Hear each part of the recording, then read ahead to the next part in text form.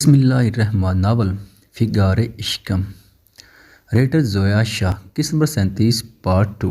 आखिर कौन है जो मेरी ही आस्तीन में छुपा सांप है? कौन है जो मेरी नाक के नीचे मुझसे ही गद्दारी कर रहा है? आखिर है कौन?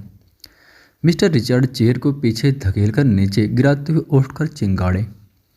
सब ने एक दूसरे को फख नज़रों से देखा। किसी के चेहरे पर इत्मीनान नहीं था सिवाय उस वाहिद शख्स के। वो उंगलियों में प्लाटिनम का एक्सपेंसिव पेन घुमाते हुए सबके फाक चेहरों को तायराना नज़रों से देख रहा था। कॉन्फ्रेंस हॉल में इस वक्त हुक का आलम था। कोई बोलने की हिम्मत नहीं कर रहा था।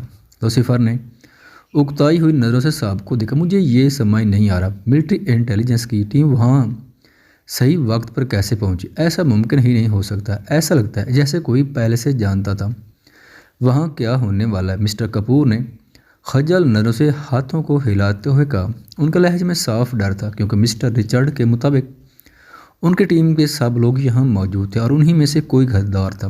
वेट किया कहा तुमने? मिस्टर रिचर्ड ने बात बीच में टोकी और उसके चेहरे पर एक मकरूह मुस्कुराहट फैलती गई।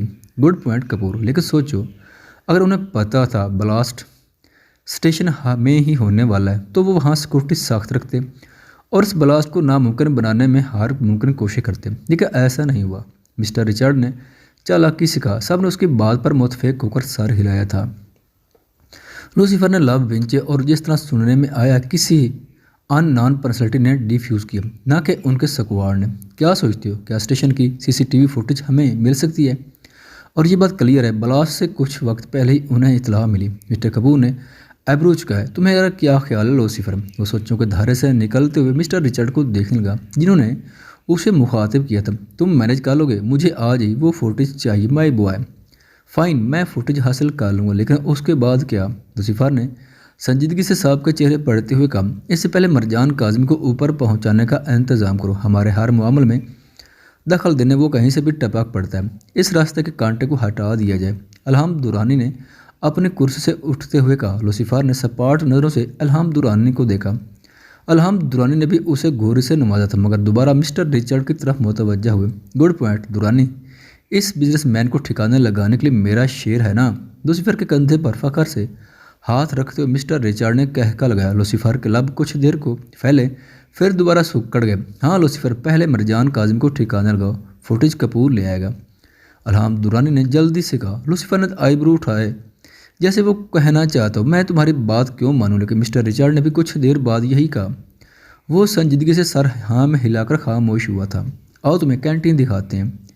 लेक्चर जैसे ही ख़त्म हुआ, हमना जल्दी से अशीक का हाथ पकड़ते हुए उठते बोली। अशीक ना चाहते हुए भी उसके साथ खींची चली गई, क्योंकि वो फ्रेंडली होने की कोशिश कर रही थी और अशीक बुरी नहीं बनना चाहती थी। अफशा अशीक का बैग उठाए उनके पीछे तैवरी चढ़ाए। चल, हमना आज उसे कम ही लिफ्ट दे रही थी। बताओ तुम क्या खाओगी? आज की ट्रीट मेरी तरफ से। आफ्टर ऑल मैंने कल जो किया ये उसके बदले में ईजी आ सॉरी। हमने ने कैंटीन में पहुंचकर एक चेयर की तरफ इशारा करते हुए कहा और ख़ुद भी बैठ गई। अशीक के बहुत इनकार के बाद भी उसने अफशां को सैंडविच और जूस लाने को कहा। अफशां फ़ौरन ही हमना का आर्डर लेने चली गई थी। वो बेचारी और क्या करती।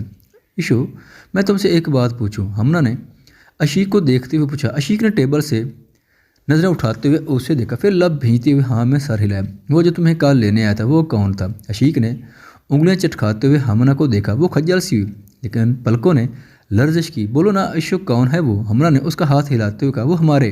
अशीक ने लब काटते हुए नज़रें झुकाएं जब अफशां सैंडविच की प्लेट उनके सामने रख गई। अफशां ने अशीक के गुलाबी पड़ते गालों को गौर से देखा और हंस पड़ी। हमना ने उचटती नज़रों से उसे घूरा। सॉरी, लेकिन जिस तरह अशु ब्लश कर रही, ऐसा लग रहा वो उसके हम है। अफशां अपनी कही बात पर खुद ही हंस पड़ी। अशीक हल्की सी मुस्कुराई और नज़रें झुका गई। हमना ने टेबल के नीचे मुट्ठी भेज दी। दांत पर दांत जमाकर उसने अफशां को खास जाने वाली नज़रों से देखा तो वो अपनी हंसी का गला घोंट गई। अच्छा लो, खा लो कुछ। हमना ने बात बदलते हुए जूस का गिलास उसके करीब रखते कहा। अशीक ना चाहते हुए भी उनकी कंपनी में फंस कर रह गई थी। दरवाजे पर नाक करते हुए वो रुका था। अंदर से मिस्टर रिचर्ड, मिस्टर कपूर और अल्हाम दुरानी की आवाज़ें सुनाई दी थी। वो दरवाजे पर ही थम गया और उनकी बातें गौर व फिक्र में लाने लगा। हाँ, इसका मतलब कपूर वो बात नहीं जानता। अल्हाम दुरानी का कहका सुनाई दिया, साथ ही मिस्टर रिचर्ड की तंजिया मुँह दबी हंसी सुनाई दी। कौन सी बात मुझे नहीं बोलो? मिस्टर कपूर ने अचंभे से पूछा। यही कि लूसीफर मरजान का सग्गा भाई है। उसे अपने पैरों तले से ज़मीन खींचती हुई महसूस हुई। वो दमसा दे मुट्ठी भींच गया और अपने शाल होते दिमाग को कंपोज करने लगा कि शायद उसने गलत सुना हो। ऐसा कैसे हो सकता है? मिस्टर कपूर ने हैरत तो इस्तेसाब से पूछा। जानते हो सुहेल से हमारी क्या पर्सनल दुश्मनी थी?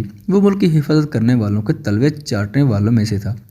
साला आर्मी के लिए खिदमत अंजाम दे रहा था। ब्लैक माफियास बिजनेस ब्रांचेस को एक्सपोज करने में कोई कसर नहीं छोड़ती। कमीने ने मैंने उसे अच्छे पैसे ऑफर किए कि अपनी सर्विस से पीछे हट जाओ, मैं तुम्हें 10 गुना ज़्यादा मुनाफा दूंगा। लेकिन नहीं, वो कहाँ गद्दारी कर सकता था अपने मुल्क के साथ। उसका सबसे बड़ा बेटा जो दुनिया के मुताबिक जन्म लेते ही मर गया, उसे तुम्हारे अस्पताल से बदलवा दिया था और उसे डॉक्टर ने मुर्दा बच्चा दिखा दिया। Heart breaking. और इससे भी बड़ी बात, मैंने उसके बेटे को क्रिमिनल बनाने में कोई कसर नहीं छोड़ी। सब ऐसे जहर के जैसे ये सब इत्तेफाक था, लेकिन दरअसल वो मेरा स्टडी में था। मैंने उसे वो बनाया जो उसका बाप कभी सोच भी नहीं सकता था। मगर अफसोस, उसका दूसरा बेटा मेरे लिए रास्ते का कांटा बन गया। लेकिन नो रिग्रेट्स, अब शाबिर ही अपने छोटे भाई मिर्जान काजिम को ठिकाने लगाएगा। जिबड़े भिंचे वो तैश से कांप रहा था। उसकी नीली नीली आंखों में अंगारे फूटने को थे। उसका वजूद गर्म आतिश फशां बनता जा रहा था। पैंट की पॉकेट से पिस्टल निकालते हुए उसने पिस्टल रीलोड की, मगर कुछ सोचते हुए उसे वापस पैंट की पॉकेट में रख चुका था। उसकी कहर बरसाती आंखों में वहशत उभरी थी। तने हुए आसाबों के साथ उसने बमुश्किल अपने मजबूत वजूद को इस फार्म हाउस से बाहर धकेला था। उसका सर फट जाने को था। चेहरा तैश गमो आलाम से सुर्ख पड़ रहा था। उसे सुकून की तलाश थी और उसका सुकून वो लड़की थी। कार का गेट सख्ती से बंद करते हुए उसने तेज़ रफ्तार में गाड़ी को अपने अपार्टमेंट की तरफ दौड़ाया था। नदीम पुत्र कहाँ था? तो तूने फ़ोन ही नहीं उठाया मेरा। जैसे ही उसने फ़ोन कान से लगाया, उसकी माँ ने तशवीश से पूछा, सॉरी मैं ज़रा मसरूफ़। आग लगे तेरी मसरूफियत नो, तेने उस बुढ़ी माँ का भी नहीं ख्याल। नदीम ने 2 उंगलियों से पेशानी मसली। अच्छा छड़ सारी गल्लां, मना तेरा एक सोहनी कुड़ी। अम्मा प्लीज़, नदीम ने कोफा से चंगाड़ का कहा, जैसे ये उसके लिए कोई नई बात नहीं थी। पुत्र गल सुन, अम्मा मैं बाद में काल। पीछे से आती याले को देखकर उसने इतना कहकर काल काट की और फिर वाइट कमीज़ की पॉकेट में रखा। आप मुझे ड्रॉप कर देंगे? आज मेरा पेपर है। याले ने एब्रो उचकाते पूछा। नदीम ने मैनेजर की तरफ देखा जहाँ कशमला बेगम किसी से फ़ोन पर बात कर रही थी। हाँ, उनसे इजाज़त ले ली जाए। उन्होंने कहा चली जाओ। याले ने उसकी नज़रों का ताकुब करते हुए जल्दी से कहा। गुलाब भींच कर कशादा शानों पर डाली ब्लैक शाल को दुरुस्त करता हुआ कार का बैक डोर खोल चुका था। याले ने मुंह का ऐसा जाविया बनाया जैसे कड़वा बादाम खा लिया। फिर मुंह बसुरती हुई बैक सीट पर बैठी। वो बगैर एक लफ्ज़ बोले ड्राइविंग सीट पर बैठा था। गार्ड ने मैंशन का गेट खोला था और कार मैंशन से बाहर निकल गई थी। आधी रात का वक्त हो चुका था। मौसम खासा ख़राब था। तेज़ हवा चल रही थी और तारों से भरा आसमान बादलों की ओट में छुप गया था। रात बहुत काली थी। अपने कमरे में बेड पर बैठी वो अपना होमवर्क कर रही थी। जब गेट खुलने की आवाज़ पर वो चौंकी। इतना लेट तो वो घर आता ही नहीं था। अगर उसे देर हो जाती वो वहीं रुक जाता था, मगर आज तक इतनी देर से नहीं आया था। अशीक के दिल में घबराहट पैदा हुई। वो बुक्स समेटकर बैग में रखते हुए उठी। जब मुलाजमा अंदाज दरवाजे पर नाक करते हुए अंदर है। मैम आपको सर बुला रहे हैं। वो डरी सहमी बुखलाई हुई आवाज़ में बोली। अशीक ने उसके जद रंग को देखा। वो मुतवातर कांप रही थी। क्या हुआ आपको? अशीक ने उसका हाथ थामते हुए फिक्रमंदी से पूछा। मैम सर बहुत गुस्से में, आज तक उन्हें इतने गुस्से में नहीं देखा। आप प्लीज़ ख्याल रखिएगा, उनका गुस्सा बहुत।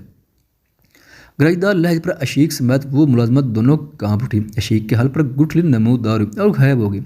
वो मुर्दा कदमों के साथ कमरे से बाहर निकली। उसका दिल तेज से धड़क रहा था। उसके हाथ पांव ठंडे पड़ गए थे। फिर आका किनारा मुट्ठी में दबाए दरवाजे पर उंगली से ना किए। आज तक अशीक ने उसे खुद का नाम इतनी सख्ती से लेते हुए नहीं सुना था, इसलिए वो अपनी जगह परेशान थी। वो नहीं समझ पा रही थी वो इस वक्त किस करब से गुजरत का मान। अशीक ने थूक निकली उसकी सरदमोरी भरे लहजे पर। फिर नजरें फर्श पर गाड़े अंदर दाखिल हो गई। सोफे पर सर को पीछे गिराए वो आंखें बांध किए लेटा हुआ था। उसे देखने के लिए सर उठाया। अशीक ने लब भींचकर नजरें ना चाहते हुए उसकी जानिब उठाए। दोनों की नज़रों का तकरार हुआ। उसकी पुरकशी नीली आंखों में आज सर्दपन था और कुछ हद तक सुर्खी भी, जिसे नोटिस करते हुए उसका मासूम दिल धक कर रह गया। दरवाज़ा बंद करो और यहाँ आओ। वही सर्द लहजा। अशीक ने सर को हाँ में हिलाया और दरवाज़ा बंद किया। उसने सपाट नज़रों से उसकी ड्रेसिंग देखी। वाइट नाइट सूट में, ढीली शर्ट के नीचे वाइट की ढीला ट्राउज़र जिस पर भालू बने हुए थे। लंबे बालों को कैचर में कैच किया गया था।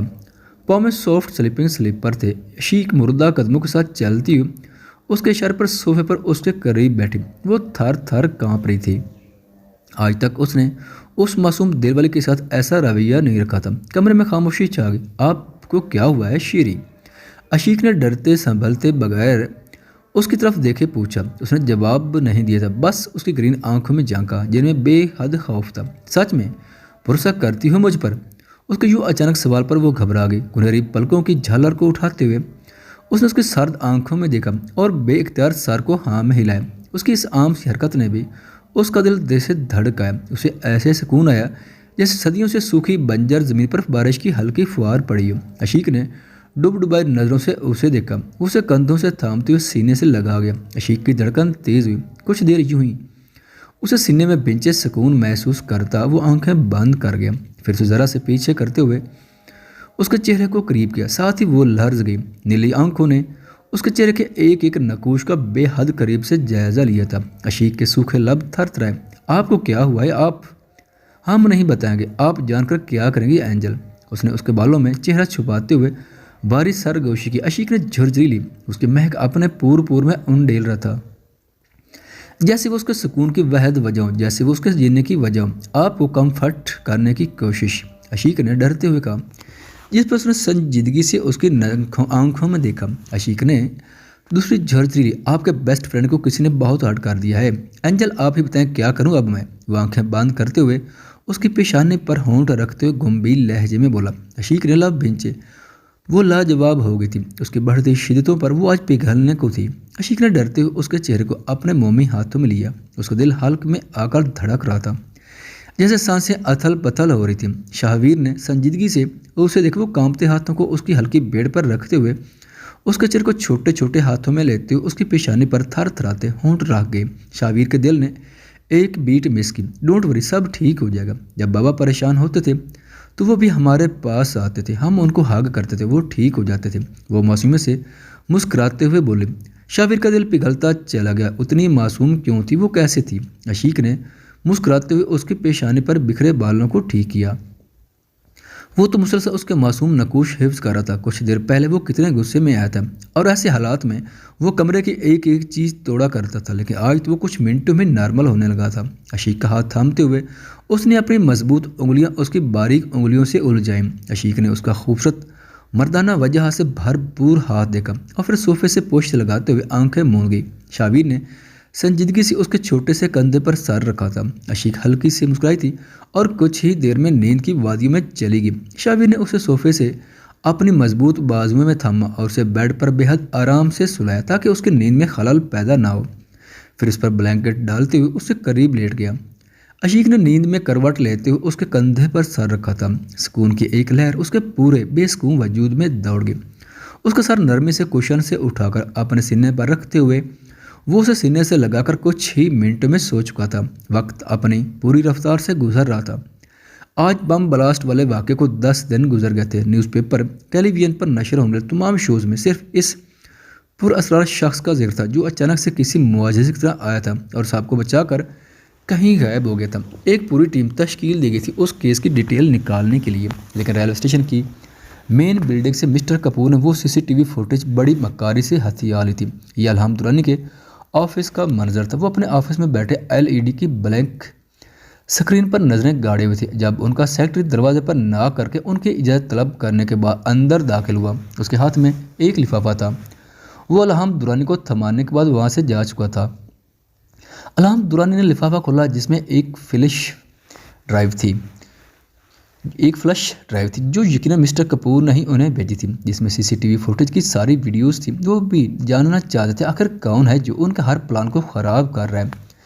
फ्लैश ड्राइव को लगाकर एलसीडी को ऑन करते हुए वो फुटेज चेक करने लगे। एक पल के लिए वो दंग रह। अल्हम्द दुरानी के पेशाने पर शिकनों का जाल उभरा। वो जल्दी से टेबल पर फ़ोन की तरफ लपके जब एक मजबूत गिरफ्त ने उनके हाथ को बीच में ही रोका था। Not so fast mister Alhamd Durani, जहर कुंद लहजे में कहते हुए उसने पॉकेट से पिस्टल निकालकर उनकी पेशानी पर रखकर ट्रैगर दबा दिया था। पिस्टल पर सप्रेसर की वजह से गोली चलने की आवाज़ नहीं आई थी। अल्हम्द दुरानी एक पल में साकत हुए थे। उनकी मुर्दा आंखों ने उसकी नीली वहशत से भरपूर आंखों को घूरा था। काश कि तुम्हें मुझे अब तक किए गए हर बुरे काम का कसीर तादाद में सब्र के साथ सिला देता। अफसोस हुआ दुरानी, बहुत अफसोस हुआ, लेकिन मुल्क के साथ गद्दारी नहीं करने दूंगा। मेरे वतन के साथ नहीं, तेरा पालतू कुत्ता सिद्दीकी मरा। उसके बाद वो राय और अब तो अल्हाम दुरानी, फिर कपूर और वो संजीदगी से कहते हुए अचानक रुका था। अल्हाम दुरानी की तरफ तनज़िया अंदाज में देखा। मुनव्वर से भी तो हैं। वो पिस्टल को उंगलियों में घुमाते हुए आपस में टहलते हुए सोचने लगे। दुरानी एस डैड, सभी लोगों को कॉन्फ्रेंस करेंगे और न्यू लीडरशिप किससे मिलती है वो देखना होगा। कहा कुछ कुछ दिन तक कोई क्वेश्चन नहीं करेगा, सब मुझे ढूंढेगा, मेरे पास टाइम है। उसके फ़ोन की रिंग टोन बजी। स्क्रीन को संजीदगी से देखते हुए बोला, हेलो सर, मुबारक हो, आपका अल्हाम दुरानी मार चुका है। फ़ोन की दूसरी तरफ से जनरल की गुस्से से भरपूर आवाज़ सुनाई थी, शाहवीर ये तुमने क्या किया?